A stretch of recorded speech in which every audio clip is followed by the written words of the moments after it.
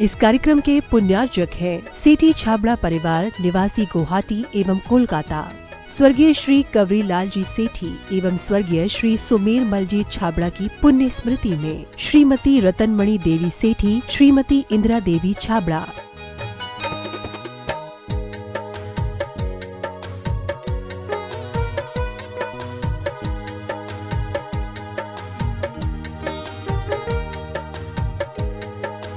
Indira lodges, warehousing और logistic park Guwahati, computer vision works, Vivaran Ghar Guwahati, Navkar www.navkargroup.in, aluminium frame work प्रणाली, column box shuttering खिड़की प्रणाली और वास्तु उत्पादों के निर्माता कोलकाता। माता जी श्रीमती सरोज जैन, श्री नीरज जी जैन, शिखा जैन, श्री दीपक जी, आंचल जैन, आकर्ष जैन, ऋत्वी जैन, यशवी जैन, नेहल जैन और आरना जैन एवं सुख सरोज परिवार, सुख सरोज ज्वेलर्स प्राइवेट लिमिटेड, बगीची नंबर 3/6, गुरुद्वारा वाला साहिब रोड, आश्रम, नई दिल्ली।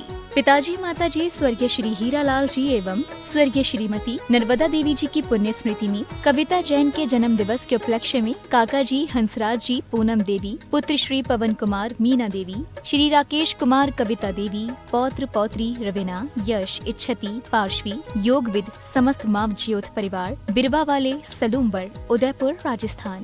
श्री SP जैन, श्रीमती प्रमिला जी जैन, निवासी पारस कुटीर, C38A, कालका जी, नई दिल्ली। अल्पना, संदीप, पलक एवं नमन, अबू धाबी, यूनाइटेड अरब अमीरात। डॉक्टर वरुण, प्रियंका, सम्यक एवं स्वस्ति, पारस कुटीर, C38A, कालका जी, नई दिल्ली। डॉक्टर नीलम, डॉक्टर विजय, इरा एवं Vivaan, Canberra, Australia. Doctor Nitin Jain, doctor Kalpana Jain, पुत्र श्रुत जैन, पुत्री अमिया जैन, P21, नवीन शाहदरा, दिल्ली 32।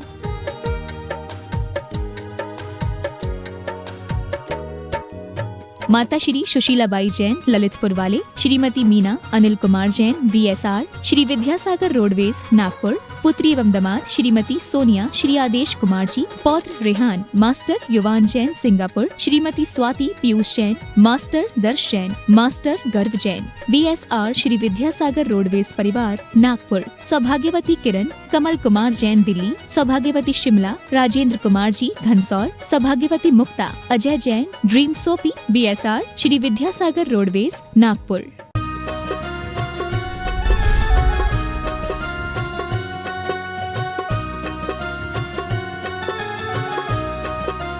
बोले देवादिदेव श्री आदिनाथ भगवान की जय जय जय। देवादिदेव श्री चंदा प्रभु भगवान की जय जय जय। चिंतामणि पार्श्वनाथ भगवान की जय जय जय। संत शिरोमणि गुरु आचार्य श्री विद्यासागर जी महाराज की।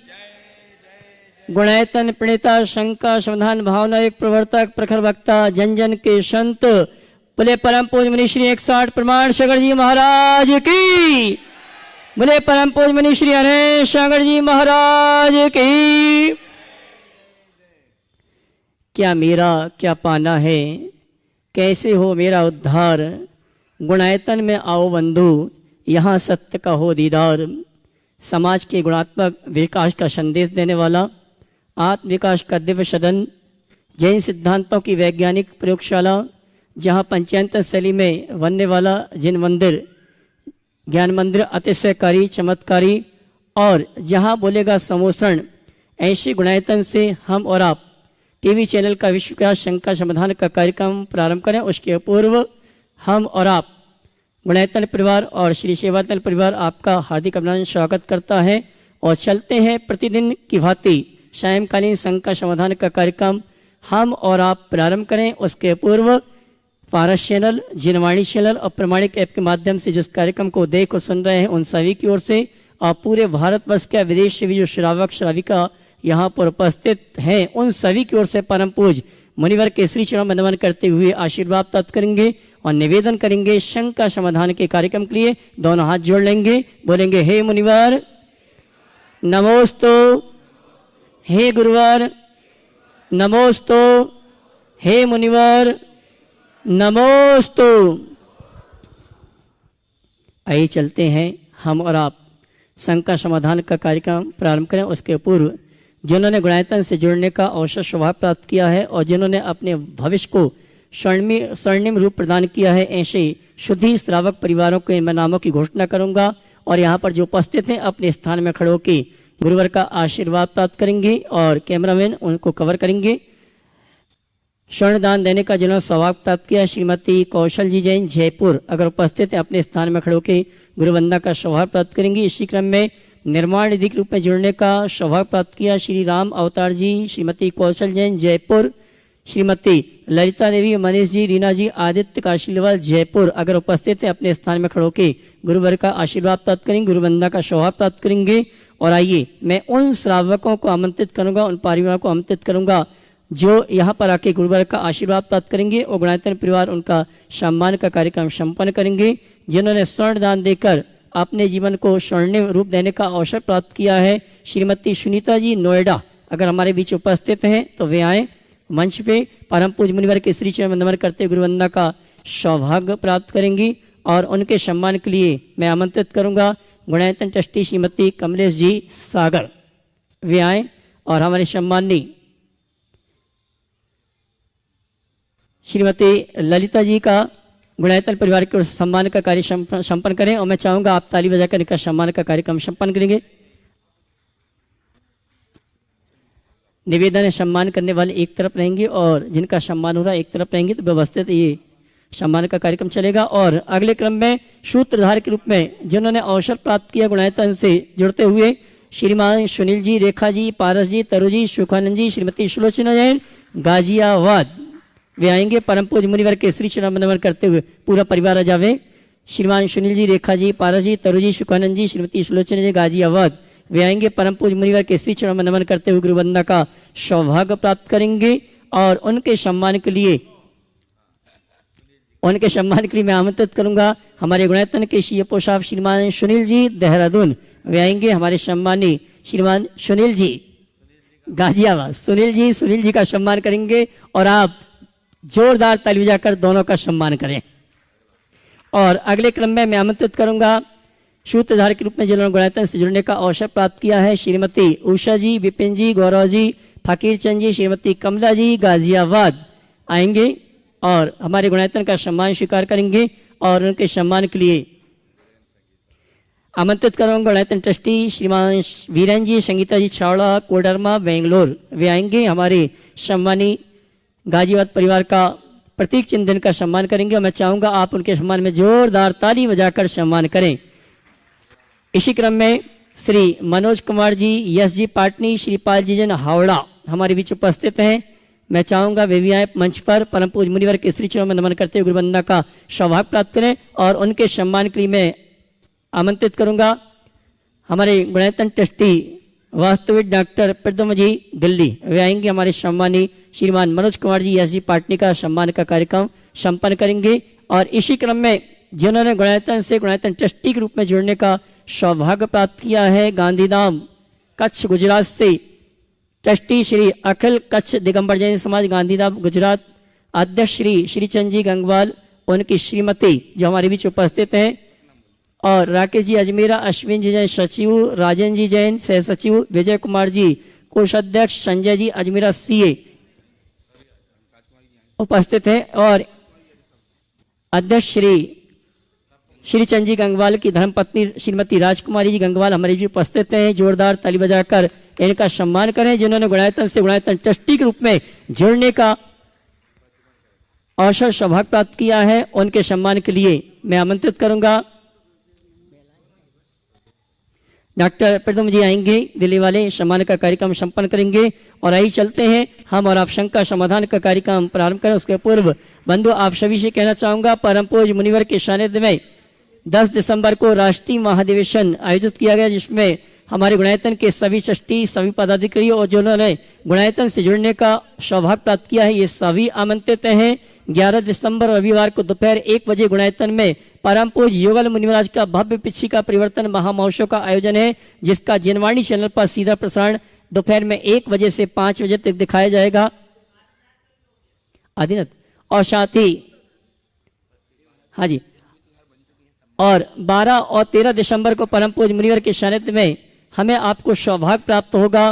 परम पूज्य मुनिवर के सानिध्य में तीर्थराज शंबेश्वर की परिक्रमा करने का प्रातःकालीन बेला में गुणायतन से ये परिक्रमा प्रारंभ होगी और मधुवन के मुख्य मार्गों से होते हुए परिक्रमा स्थल में पहुंचेगी और परिक्रमा मार्ग में ही परम पूज्य मुनिवर की आहारचर्या होगी। सायंकालीन संघ का समाधान का कार्यक्रम नीमिया घाट में और रात्रि विश्राम वहीं पर संपन्न होगा और 13 दिसंबर को पुनः परिक्रमा प्रारंभ होगी जो गुणायतन में प्रातःकाल की वेला में संपन्न होगी और 13 दिसंबर की आहारचर्या का कार्यक्रम गुणायतन में ही संपन्न होगा। हमारे बीच एक परिवार है जिन्होंने गुणायतन से जुड़ने का सौभाग्य प्राप्त किया। सूत्रधार के रूप में श्रीमती संतोष जी वाकलियावाल जयपुर हमारे बीच उपस्थित हैं और उनके सम्मान के लिए मैं आमंत्रित करूंगा हमारे गुणायतन की मंत्री श्रीमती लता जी गंगवाल गया, वे आएंगे। हमारी सम्मानी श्रीमती संतोष जी वाकलीवाल जयपुर सूत्रधार का सम्मान का कार्यक्रम संपन्न करेंगे और आप जोरदार ताली बजाकर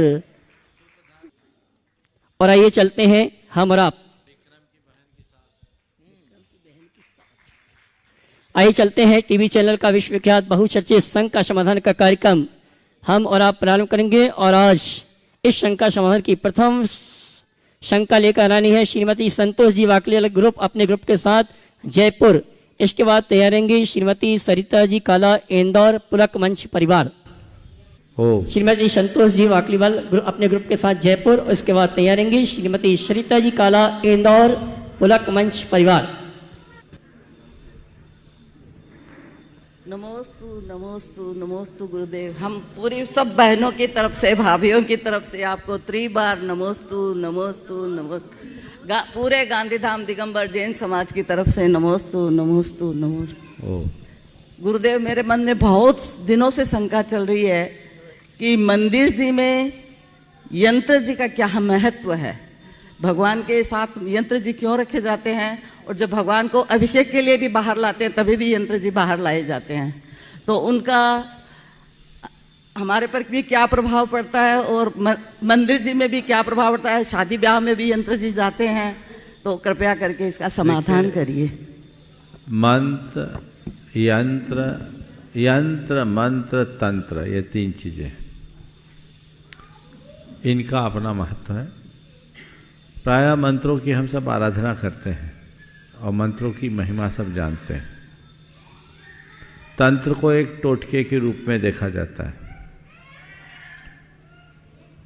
और यंत्र है मूलतः ये तीनों हमारे साधना के अंग हैं और इनका अपना प्रभाव है। मंत्र जिसमें रहस्य हो, मंत्र का अर्थ ही होता है रहस्य। यंत्र अर्थात ऐसी संरचना जिसमें विभिन्न प्रकार के रेखा चित्रों के माध्यम से गुप्त शक्तियों को आहूत किया जा सके।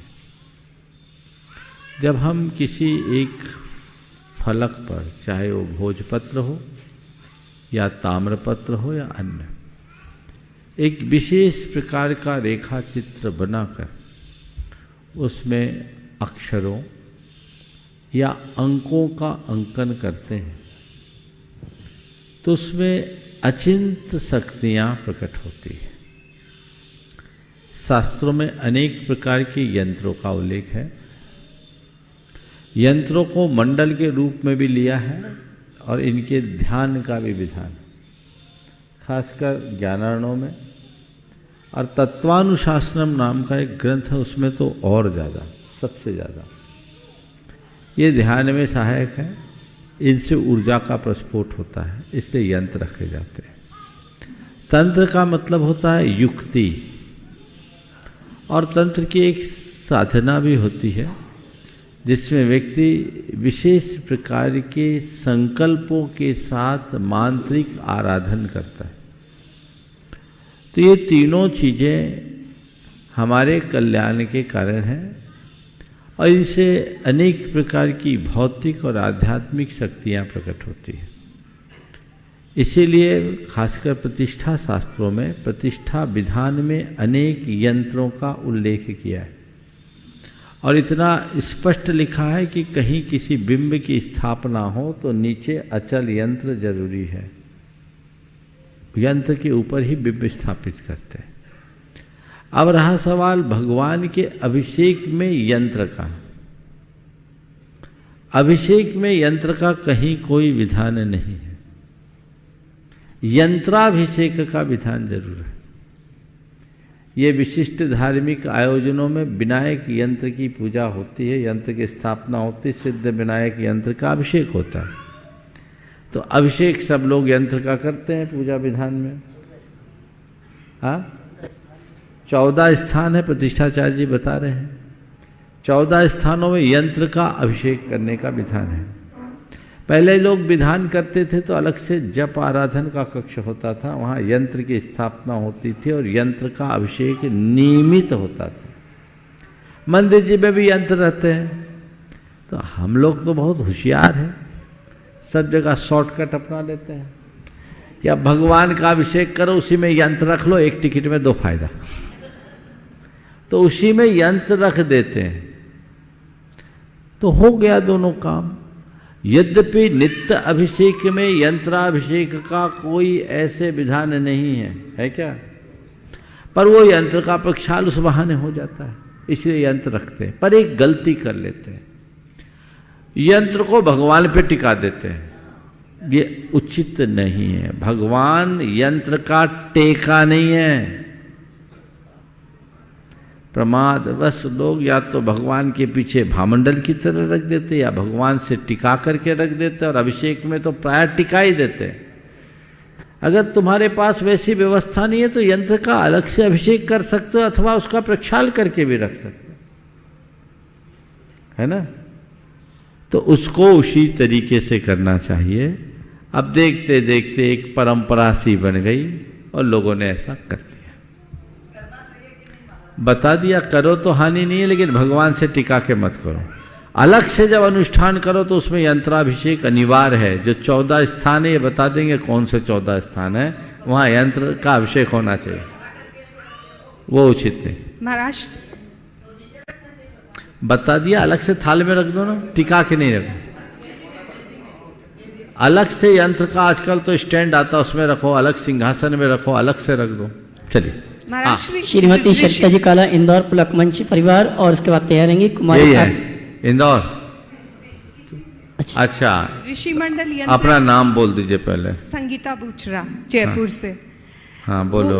ऋषि मंडल यंत्र का जब हम प्रक्षाल करते हैं या अभिषेक करते हैं तो फिर क्या क्या बोलना चाहिए? क्योंकि यहाँ पे मैंने देखा कि जो भगवान के में करते हैं वो ही बोलते हुए चले जाते हैं। देखिए, ऋषि मंडल यंत्र का जहाँ तक सवाल है, सबसे पहली बात तो उस ऋषि मंडल यंत्र में देखो कौन कौन बैठा है ऋषियों के अलावा। हाँ, कौन कौन है? 24 तीर्थंकर और देवी देवता, समस्त देवी देवता। अब देवी देवताओं का हम अभिषेक क्यों करें? हाँ हाँ बात समझ रहे हैं? हाँ। तो मुझे तो ये पसंद ही नहीं है, अच्छा स्वीकार ही नहीं है, इसलिए हम इसका विधान ही नहीं करते। अच्छा, समझ गए? नाम ऋषि मंडल है पर उसमें कौन है देख लो, सब नाम पढ़ लो उसमें। अच्छा इसलिए इसको बहुत सोच समझ के करो। अच्छा।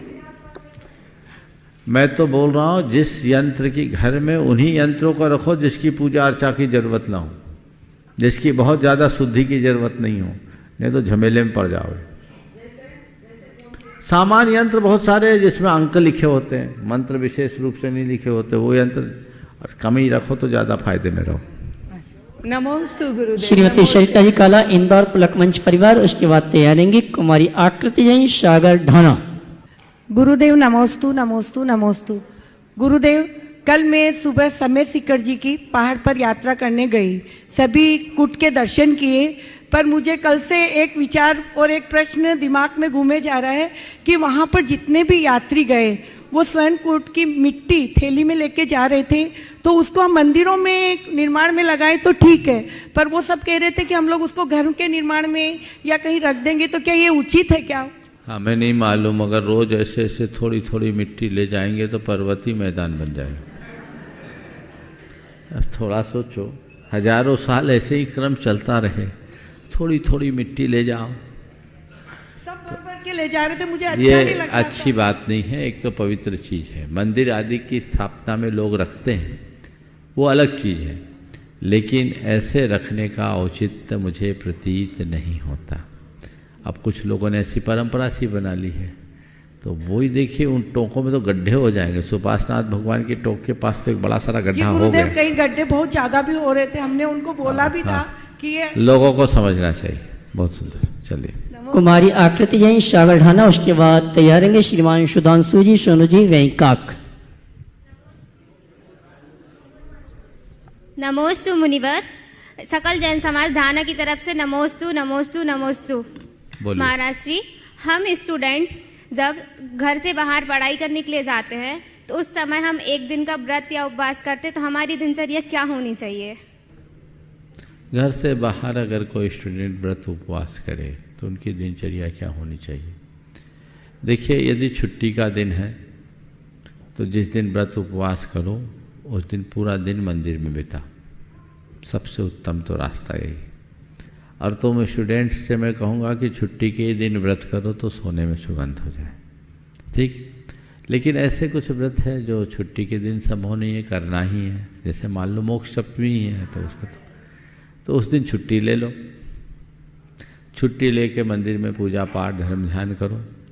और यदि वो शक्य नहीं है, मान लो पेपर ही आ गया, तो सुबह से आप भगवान की पूजा भक्ति करो और अपना काम करके शेष समय को धर्म ध्यान में बिताओ।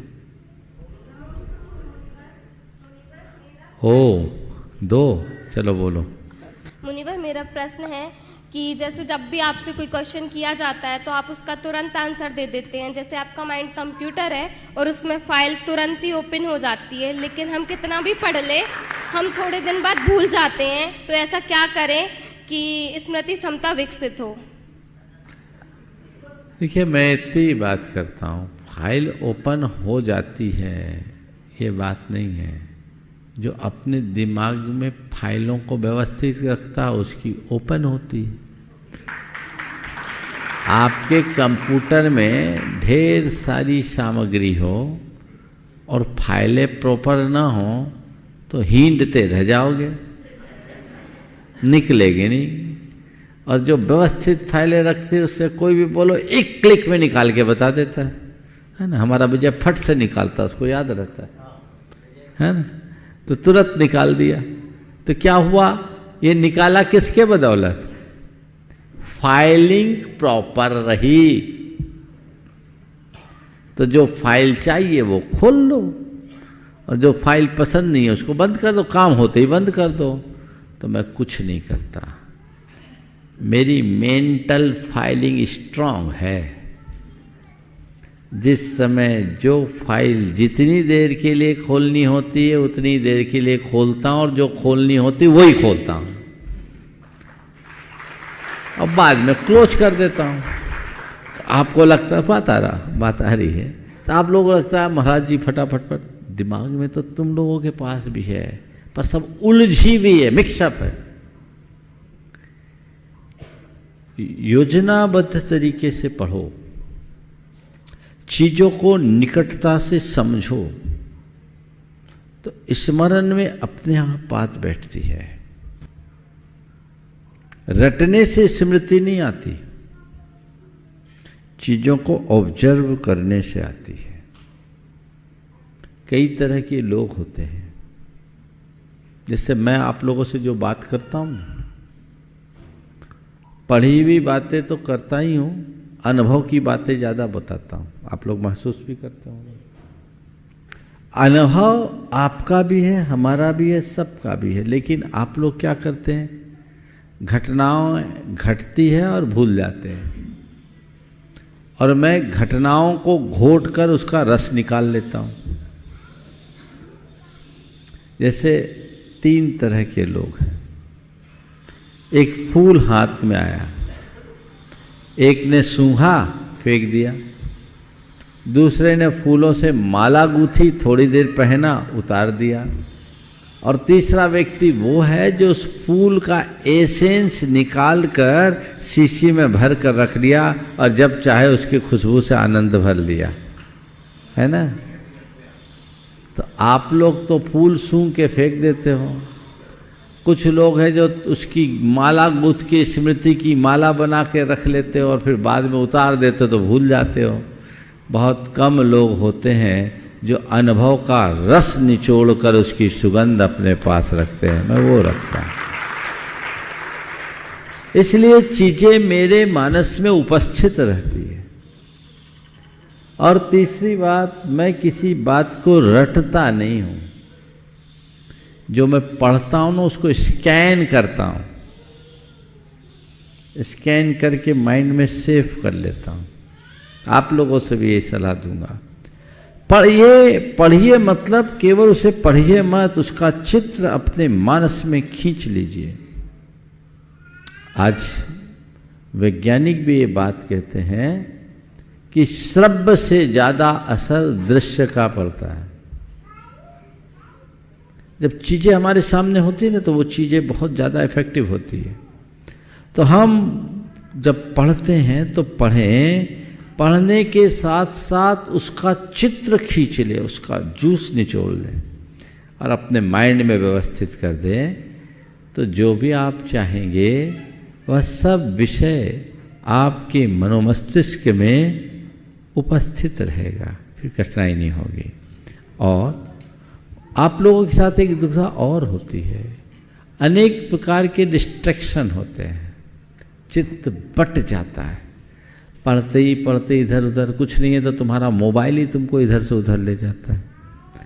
उससे बचिए, एक लक्ष्य बने, एक मुखी बने, तो आप अपना काम बहुत अच्छे से कर सकेंगे। अन्यथा कुछ नहीं होगा। नियमित भावना योग करो और थोड़ा सा ओंकार की नाद करो, इससे भी हमारी स्मरण क्षमता और चीज़ों को ग्रहण धारण करने की कुशलता बढ़ेगी। श्रीमान सुधांशु जी सोनी बैंकॉक, उसके बाद तैयार रहेंगे गुणायतन ट्रस्टी श्रीमान वीरेंद्र जी संगीता जी छावड़ा बेंगलोर कोडरमा। संत शिरोमणि श्रेष्ठ आचार्य विद्यासागर जी महाराज की जय है। श्रेष्ठ मुनिवर प्रमाण सागर जी महाराज की जय है। हे मुनिवर, आपके मुखारबिंद में लक्ष्मी विराजमान है, सरस्वती विराजमान है। आपके समाधान से एक नई प्रेरणा मिलती है और एक आगम जैसा हमारे को महसूस होता है। हे प्रभु, हम तुच्छ प्राणी अनभिज्ञ हैं, शास्त्र का इतना हमें नॉलेज नहीं है, हम जानते भी नहीं है, क्योंकि हम लोग पढ़ते नहीं है इस बात। थोड़ा संक्षेप में बोलो तो अच्छा लगेगा। आज हम देखते हैं कि हमारी पूजा करने की जो प्रणाली है, हम लोग सभी जैन हैं, तीर्थंकर हमारे 24 हैं, मंत्र एक हैं, लक्ष्य एक है, और सब जो भगवान की जो हम पूजा करते हैं उस पूजा की प्रणाली के लिए हम आपस में मतभेद कर लेते हैं। भगवान आपस में मतभेद होने से हमारे जैन समाज में एक विघटन जैसा आता है। तो मैं आप गुरुदेव से प्रार्थना करता हूँ, गुरुदेव हमें एक रास्ता बताइए, दिशा बताइए, जिससे हम उस तरह अग्रणी रहे। और एक ही पंक्ति में इसका उत्तर है कि हम पूजा कर रहे हैं, ये बात की बात है। पूजा क्यों कर रहे हैं, ये पहली बात है। आप पूजा में क्या चढ़ाओ, पूजा कैसे करो, ये उतना महत्वपूर्ण नहीं है। पूजा कर क्यों रहे हो तो सामने लाओ। जब पूजन का प्रयोजन तुम्हारे सामने होगा ना तो झगड़ा ही खत्म हो जाएगा। जब दो परंपराएं होगी तो दो धाराएं तो होगी। झगड़ा तब होता है जब हम पूजा का नहीं, पूजा में चढ़ाए जाने वाली चीजों का आग्रह पकड़ लेते हैं। अरे पूजा तो करो, और जहां जो परंपरा है उसको वो चलने दो, बदलते क्यों? झगड़ा ही खत्म।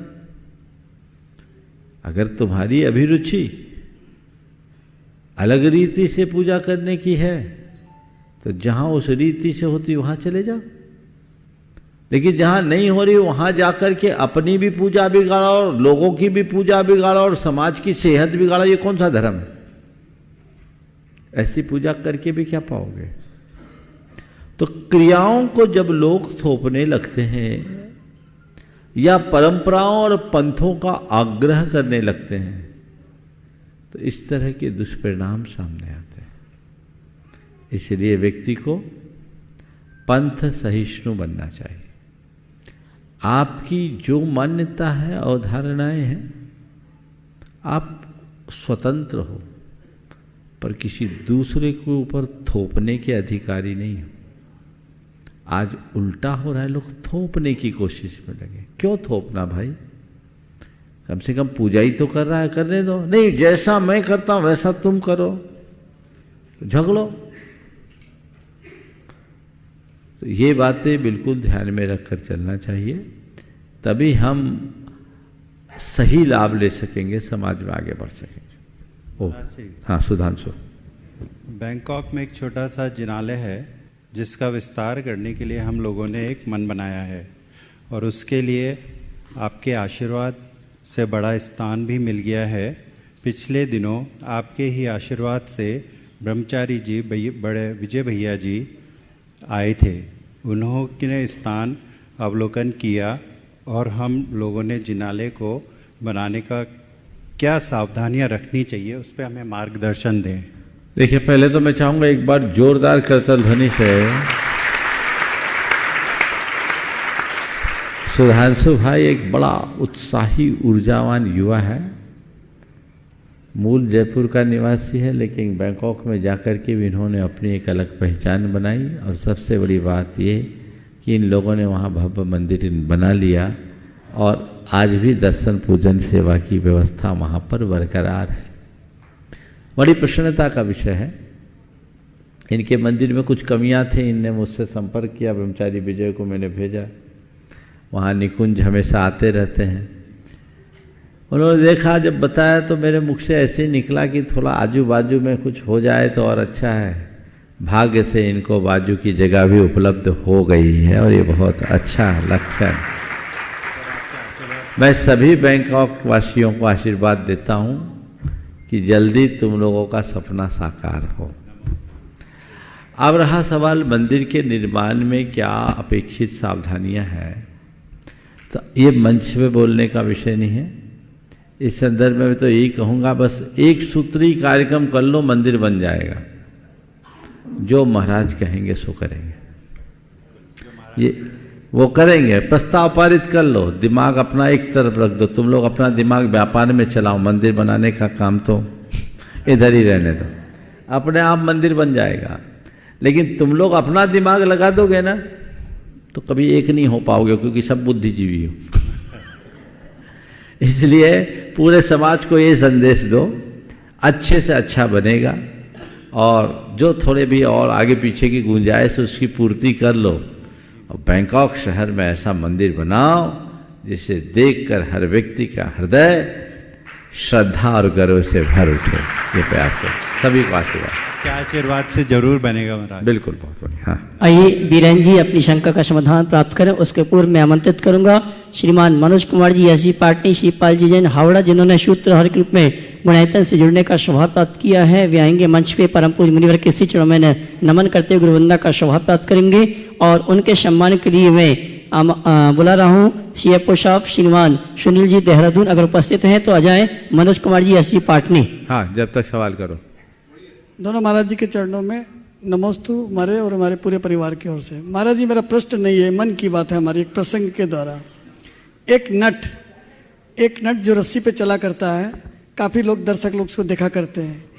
वो एक बार अपने बच्चे को लेकर के उस चला जा रहा था और लोग शांति से उसको देख रहे थे, सब चुपचाप थे, लेकिन उसने सफलतापूर्वक रस्सी पार कर ली।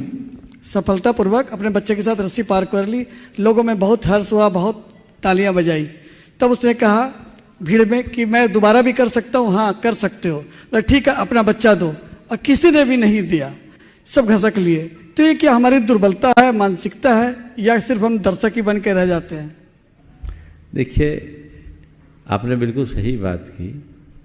हम लोगों की एक दुर्बलता भी है और एक मानसिकता भी है। दुर्बलता तो ये है कि हम जल्दी से क्षमताओं पर विश्वास नहीं करते, और ख़ासकर तब जब हमें कोई बड़ा जोखिम नज़र आता है। और दूसरा, हम दूसरों के जोखिम का ही आनंद लेने की मानसिकता रखते हैं। जोखिम तुम उठाओ, मानसिकता हमारी ऐसी कि आनंद हम लेंगे। तालियां तो तुम बजा रहे थे आनंद लेने में, लेकिन मेरा बेटा कहीं कुछ हो गया तो ये हमारी मानसिक दुर्बलता है, जल्दी से उतना कॉन्फिडेंस नहीं आ पाता, इसलिए ऐसा होता है। श्रीमान मनोज कुमार जी एसजी पाटनी, श्रीपाल जी जैन हावड़ा वे आएंगे। परम पूज्य मुनिवर के श्री चरण नमन करते हुए गुरुवंदना का शोभा प्राप्त करेंगे और उनके सम्मान के लिए गणतंत्र श्री पोशाब श्रीमान सुनील जी देहरादून। इसी क्रम में मैं आमंत्रित करूंगा हमारे वृत्ति श्रावक श्रीमय संरक्षक श्रीमान डी जैन साहब नोएडा वे आएंगे। परम पूज्य मुनिवर के श्री चरण में नमन करते हुए गुरुवंदना का शोभा प्राप्त करेंगे और उनका सम्मान करेंगे। हमारे वृत्ति श्रावक श्रीमान प्रेमचंद जी जैन उपकार सागर वे आएंगे और हमारे वृत्ति श्रीमान डीसी जैन साहब का सम्मान का कार्यक्रम गुणायतन परिवार की ओर से करेंगे। इसी क्रम में मैं आमंत्रित करूंगा हैदराबाद निवासी श्रीमान संजय जी पहाड़िया पूरे परिवार के साथ आए और साथ ही प्रशांत जी जेएमबी परिवार ये भी आएंगे। परम पूज्य मुनिवर के श्री चरण में नमन करते हुए गुरु वंदना का सौभाग्य प्राप्त करेंगे। आइए संगीता आ जाओ। श्रीमान संजय जी पहाड़िया श्रीमय संरक्षक हैदराबाद हमारे बीच में उपस्थित हैं और जेएमबी परिवार से हमारे बीच श्रावक उपस्थित है, प्रशांत जी उपस्थित हैं। मैं चाहूंगा सभी आए मंच पर परम पूज्य मुनिवर के श्री चरण नमन करते हुए गुरुवंदना का सौभाग्य प्राप्त करेंगे और इनके सम्मान के लिए मैं श्रीमान गणतंत्र ट्रस्टी वीरन जी छावड़ा बेंगलोर वे आएंगे। हमारे सम्मानी संजय जी पहाड़िया का सम्मान का कार्यक्रम संपन्न करेंगे और आप जोरदार ताली बजाकर इनका सम्मान करें जिन्होंने आज गुणायतन से श्रोमणी संरक्षक के रूप में। अच्छा जी जी आइए आइए सभी आ जावे, संजय जी आ जावे, शांत सब लोग आप जोरदार ताली बजाकर इनका सम्मान करें।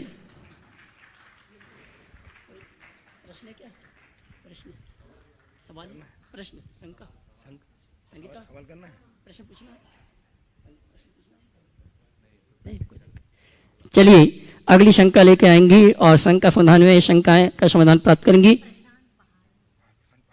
प्रशांत जी पहाड़े जी, व्रती बहन कमलेश जी सागर गुणायतन ट्रस्टी और अगले प्रश्न के लिए तैयार रहेंगे श्रीमान प्रदीप झांझरी दीमापुर।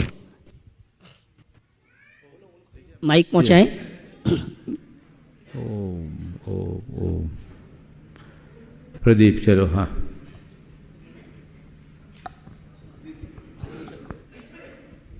बोलिए।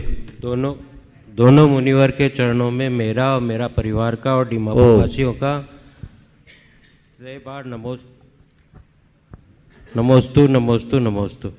महाराज श्री आजकल परिवार में किसी के ईगो होने से रिश्ते बिगड़ने लग जाते हैं, तो उसको संभालने के लिए क्या सामंजस्य अपनाना चाहिए? सामने वाला न छोड़ सके तो अपन छोड़ दो, परिवार में बिखराव ना हो। बोल तो रहा हूँ, हमें लगता है उसको ईगो है तो तुम अपना ईगो खत्म कर दो। बाप बेटा दोनों एक साथ एक थाली में खाते थे, बेटा किसी वजह से नाराज हो गया और कहा पापा कल से मैं आपके साथ नहीं खाऊंगा, कल से मैं आपके साथ नहीं खाऊंगा। पिता ने कहा कोई बात नहीं बेटा मैं तेरे साथ खा लूंगा। क्या ऐसा हम नहीं कर सकते? मुश्किल तो यही होती है कि हर व्यक्ति अपने अपने ईगो को पुष्ट करता है और उसे पुष्ट करते हुए अपने को सही साबित करने के पक्ष में तर्क उपस्थित कर लेता है। तो हम अपने को ही नहीं अपने साथ सामने वाले को भी देखें, हम खुद के ईगो को पुष्ट न करें और किसी के ईगो को प्रभावित न होने। यदि ये दो बातें हम अपने जीवन में करने में समर्थ हो जाए तो हमारे जीवन में बहुत बड़ा बदलाव घटित हो सकता है। समझाने के बाद भी नहीं समझते तो अपन अपने मन को समझा लो, तटस्थ हो जाओ। गुणायतन ट्रस्टी व्रती बहन श्रीमती कमलेश जी सागर, उसके बाद तैयार रहेंगे श्रीमान राजेश जी गुलालकरी अमरावती। नमस्ते गुरु, नमस्ते गुरु। मेरा भावनाओं के ऊपर से है प्रश्न कि रोजाना में पूजा भक्ति सब कुछ सुबह से बहुत अच्छे भाव से होता है। 15-20 दिन में एक दिन ऐसा जाता है कि ना पूजा में मन लगता है ना सामायिक में। खूब कोशिश करती हूँ पर नहीं होता है। ऐसा क्यों होता है? दूसरा प्रभु, कुछ अपने जीवन में जो परेशानी, बीमारी या अपयश होता है, उसके लिए खूब कई प्रकार की जापें करते हैं, भक्ति करती हैं। प्रभु समता तो आती है पर कर्म कम नहीं होते, तो कर्म में का इतना पावर है, इतनी शक्ति है कि वो श्रद्धा भक्ति को दबा देता है। कभी कभी बिल्कुल विचलित हो जाती हूँ, निरर्थक हो समझती हूँ कि तो सब निरर्थक है हमारा। देखिए, पहला सवाल आपने किया कि पहले कभी खूब अच्छा मन लगता है, 10-15 रोज से मन नहीं लगता, तो 10-15 रोज से मन कहीं और लग गया होगा, इसलिए मन नहीं लगा, या कुछ गलती हो जाती है ना, कहीं और मन लग गया, शायद कुछ ज़्यादा जिम्मेदारियां निभाने लगी हैं तो उसमें मन उलझ जाता है ना, ऐसे ही है ना। तो जब हमारा मन कहीं और जगह उलझ जाता है तो मन बंटता है, लेकिन हम समझा करके मन को ठीक कर सकते हैं। रहा सवाल जीवन में आने वाली परेशानियों का सामना करने का, तो हमारा काम परेशानियों का सामना करना, परेशानियां मिटाना नहीं है। ये मत सोचो कि मेरी परेशानियां मिटे, ये सोचो कितनी भी परेशानी आए मैं डटे रहूं, मेरी समता अमिट बनी रहे, उसी से कर्म जाएगा। आप कहते कर्म इतना बलवान है जो हम हिला देता, हाँ कर्म में बहुत बड़ी ताकत है। कर्म तो हमारे केवल ज्ञान को भी प्रभावित करता है। का पुब्बा दिशदी पुग्गल कम्मस ए ऋषि सत्ती केवल नान सहावो समप्यो तेन जीवस्य। पुद्गल कर्म में कैसी अपूर्व शक्ति है कि इसने जीव के केवल ज्ञान स्वभाव को भी समाप्त कर दिया। इसलिए ऐसा होता है, घबराओ नहीं। तो परेशानी मिटे ये मेरी दुर्बलता है, कितनी भी परेशानी हो मैं परेशान ना हूं, ये मेरी उपसाधना है, ये मेरी उपलब्धि है। तो उसे अपनी साधना बनाओ। आपने बोला समता बनी है, तो समता भी दो तरह की होती है, एक मजबूरी की, एक मंजूरी की।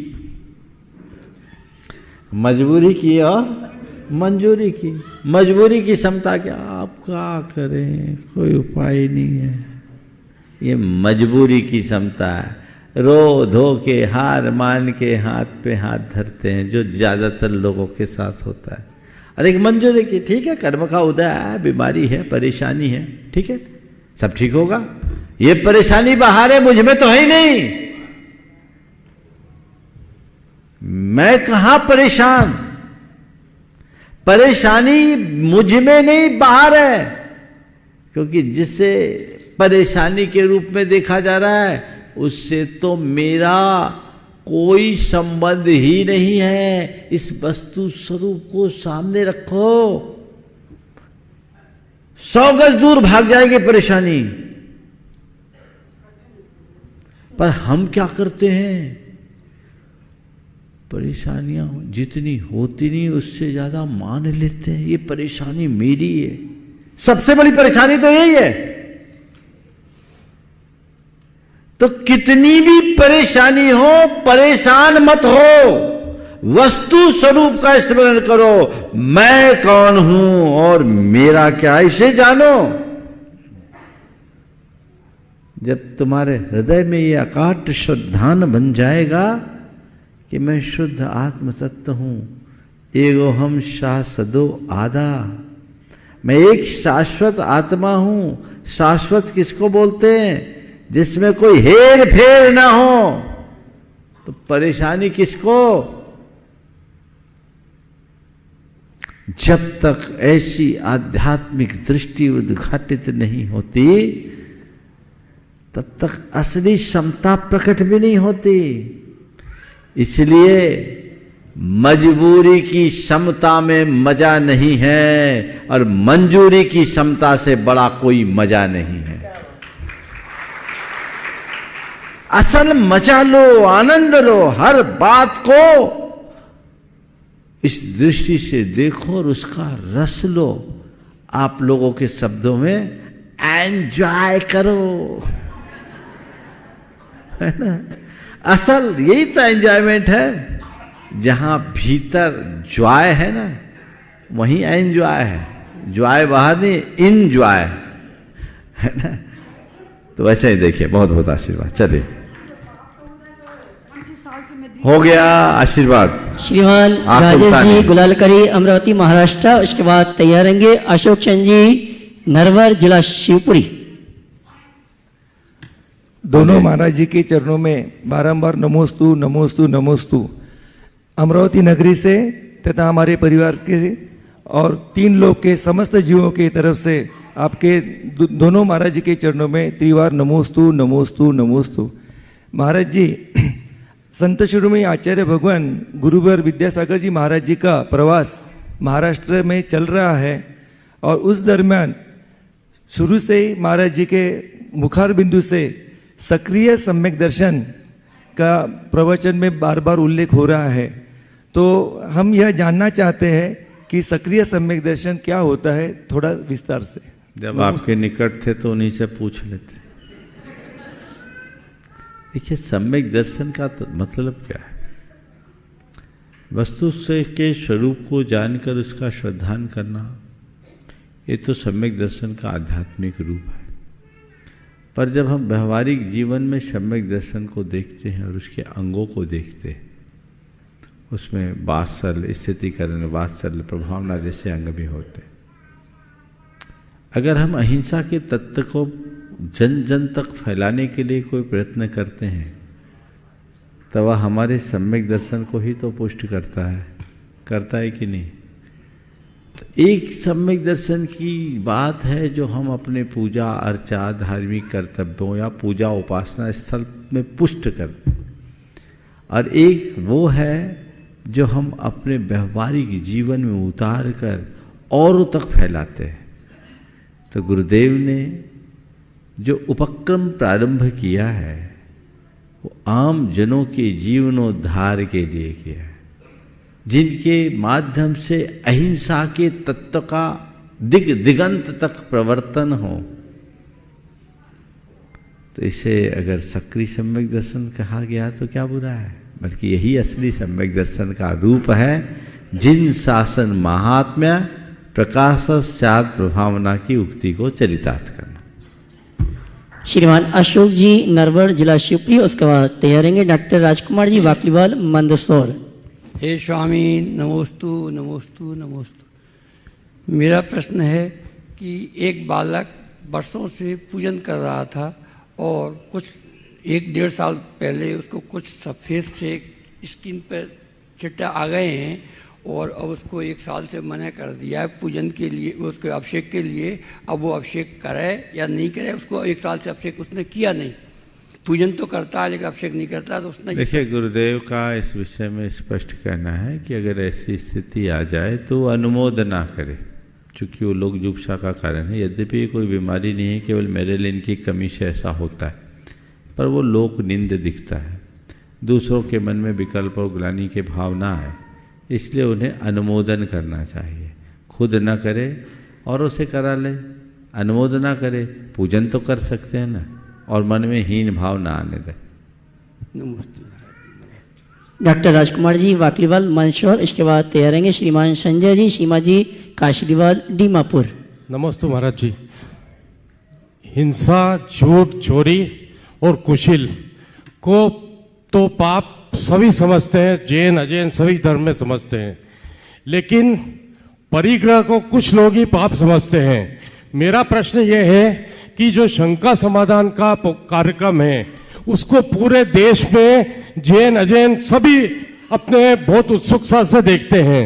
तो मेरा महाराज जी से ये निवेदन है कि परिग्रह के संबंध में थोड़ा सा हम सबको संदेश देने का कष्ट करें। देखिए, आप तो डॉक्टर हो जी। हाँ, आपकी भाषा में समझाऊं ज़्यादा अच्छा होगा। अनेक प्रकार की बीमारियां होती, कुछ बीमारी ऐसी होती है जिसमें उसके लक्षण दिखते हैं। बुखार है, सर्दी है, खांसी है, जुकाम है, सिर दर्द है, पेट दर्द है, ये सब लक्षण वाली बीमारियां दिख जाती है। पर एक ऐसा होता है जो इन सब की जड़ होती, दिखाई नहीं पड़ती और पकड़ में नहीं आती। जो लक्षण दिखते हैं सिम्टम्स देख करके तो आप बोलते ये बीमारी है, पर जो एसिम्टोमेटिक होता है, जो उन सब का रूट है, जो उसका जड़ है, वो दिखती है क्या? नहीं दिखती ना। तो तो बाकी सारे पाप प्रकट बीमारी हैं और परिग्रह उन सब का जड़ है जो दिखाई नहीं पड़ता। समझ में आ गई बात? परिग्रह जड़ है, क्योंकि परिग्रह हिंसा को जन्म देती, परिग्रह के कारण झूठ बोला जाता है, परिग्रह के कारण चोरी होते हैं, और परिग्रह के पीछे ढेर प्रकार के दुराचार भी होते हैं। समझ गए? इसलिए सर्व अनर्थों का मूल है परिग्रह। दिखता नहीं है, वो दिखता नहीं कि पाप है, पर पाप का जन्मदाता होने से पाप का बाप है।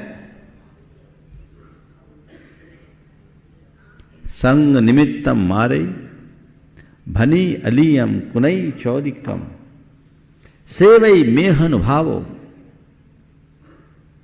अपरिणामो हवदि जीव। यह जीव संग यानी परिग्रह के निमित्त से हिंसा करता है, भनी अलियम झूठ बोलता है, कुनई चौरकम चोरी करता है, और सेव मोहन भाव मैथुन का भाव भी सेवता है। इसलिए ये परिग्रह सब पापों का मूल है। समझ गए? परिग्रहो विग्रह मूल हेतु।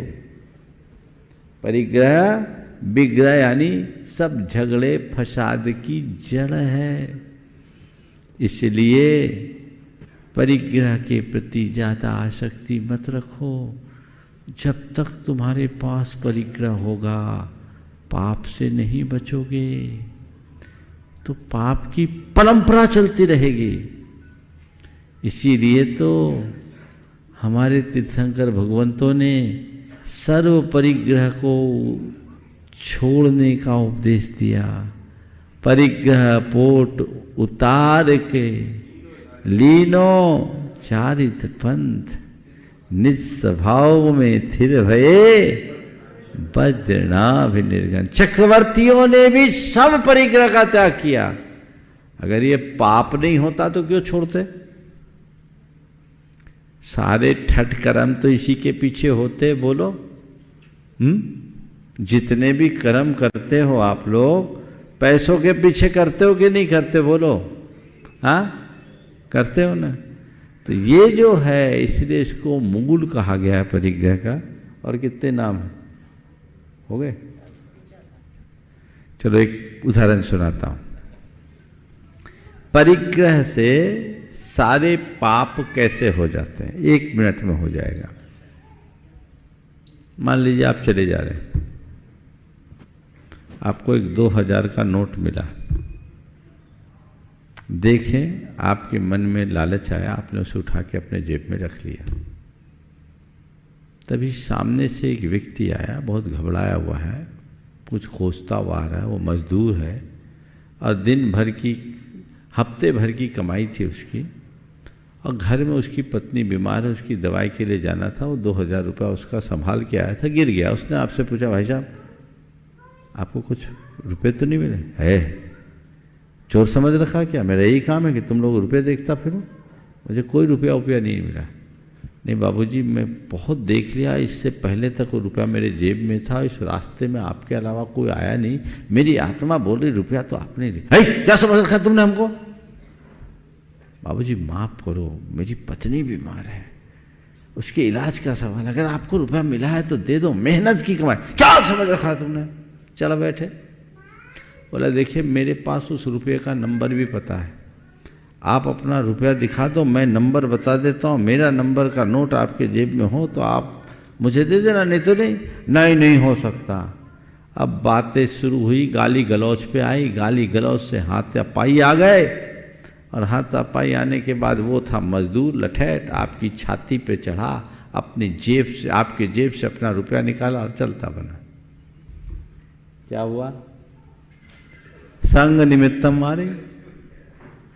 आपने पैसा उठाया, रुपया उठाया, चोरी की, झूठ बोला, परिग्रह आया, गाली गलौज किया सो कुशील हुआ, लड़ाई हुई सो हिंसा हुई। जहां परिग्रह वहां पांचों पाप आ गए कि नहीं आए? चलिए। श्रीमान संजय जी का, सीमा जी कासलीवाल दीमापुर, उसके बाद तैयार रहेंगी बहन पूजा दीदी भोपाल के साथ बहन नीता दीदी जबलपुर। नमस्ते महाराज से। मेरा प्रश्न ये है कि मुझे जानना है कि आजकल के जनरेशन के बच्चों की दिनचर्या कैसी होनी चाहिए, धर्म के प्रति और अपने काम कैसे मैनेज करें कि धर्म के साथ पूरी तरह से वो जुड़े रहें। देखिए, बड़ा जटिल सवाल है।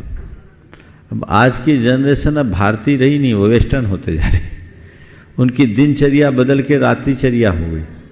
हम लोग जिस समय उठते हैं उस समय तो आज के बच्चे सोते हैं। बड़ा बदलाव आ गया है। सबसे बड़ी बात आज के बच्चों में यदि कुछ जगाने की है तो उनकी सांस्कृतिक निष्ठा को जगाना जरूरी है। सांस्कृतिक निष्ठा का घोर अभाव होता जा रहा है। उसके कारण बच्चे अब भारत में हैं पर भारतीय नहीं रह पा रहे। भारतीय बीज है, विदेशी खाद है। मामला सब गड़बड़ हो रहा है। आपकी पढ़ाई लिखाई भी उसी तरीके से, उसी माध्यम में, वही व्यवस्थाओं के अंतर्गत। और कुछ तो अब अपने बच्चों को इंटरनेशनल स्कूल्स में भेजने लगे तो उनके तो और बंटाधार है। तो ये जो चीज़ें हैं ये पूरे एक प्रकार से संस्कारों पर कुठाराघात है। जब तक हम उस तरफ ध्यान नहीं देंगे तब तक बदलाव की संभावना नगण्य है।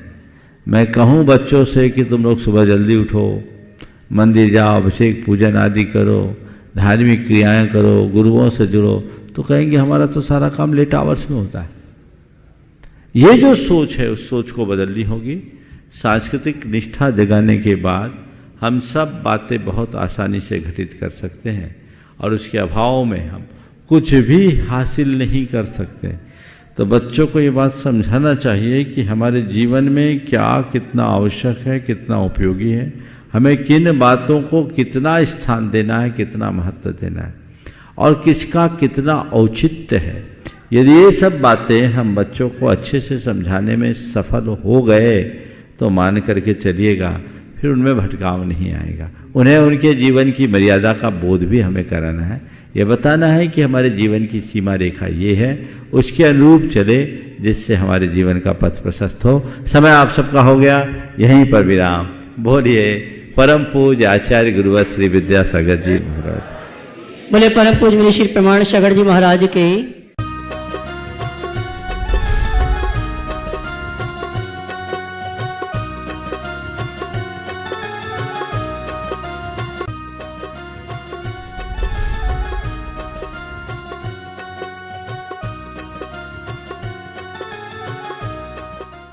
इस कार्यक्रम के पुण्यार्चक थे सेठी छाबड़ा परिवार निवासी गुवाहाटी एवं कोलकाता, स्वर्गीय श्री कवरी लाल जी सेठी एवं स्वर्गीय श्री सुमेर मलजी छाबड़ा की पुण्य स्मृति में श्रीमती रतनमणि देवी सेठी, श्रीमती इंदिरा देवी छाबड़ा।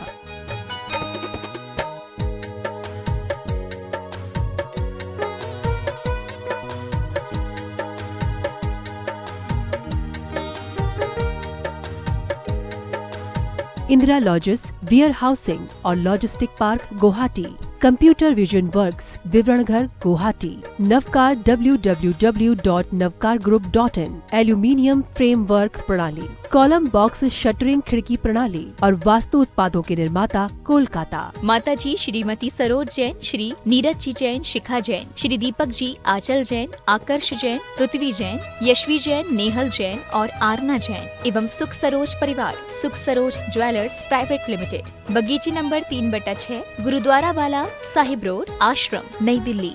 पिताजी माताजी स्वर्गीय श्री हीरालाल जी एवं स्वर्गीय श्रीमती नर्मदा देवी जी की पुण्य स्मृति में कविता जैन के जन्म दिवस के उपलक्ष्य में काका जी हंसराज जी, पूनम देवी, पुत्र श्री पवन कुमार, मीना देवी, श्री राकेश कुमार, कविता देवी, पौत्र पौत्री रवीना, यश, इच्छति, पार्श्वी, योगविद, समस्त माव ज्योत परिवार, बिरवा वाले, सलूम्बर, उदयपुर, राजस्थान।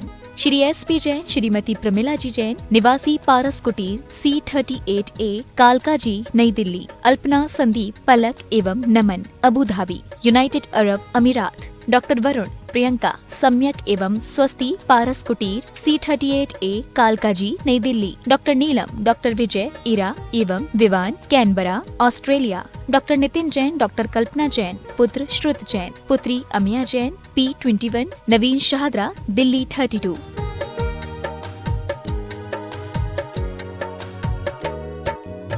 माता श्री सुशीलाबाई जैन ललितपुर वाले, श्रीमती मीना अनिल कुमार जैन VSR, श्री विद्यासागर रोडवेज नागपुर, पुत्री एवं दामाद श्रीमती सोनिया, श्री आदेश कुमार जी, पौत्र रेहान, मास्टर युवान जैन सिंगापुर, श्रीमती स्वाति पीयूष जैन, मास्टर दर्श जैन, मास्टर गर्व जैन, BSR श्री विद्यासागर रोडवेज परिवार नागपुर, सौभाग्यवती किरण कमल कुमार जैन दिल्ली, सौभाग्यवती शिमला राजेंद्र कुमार जी घनसौर, सौभाग्यवती Mukta Ajay Jain dream soapy BSR Shri Vidyasagar roadways Nagpur.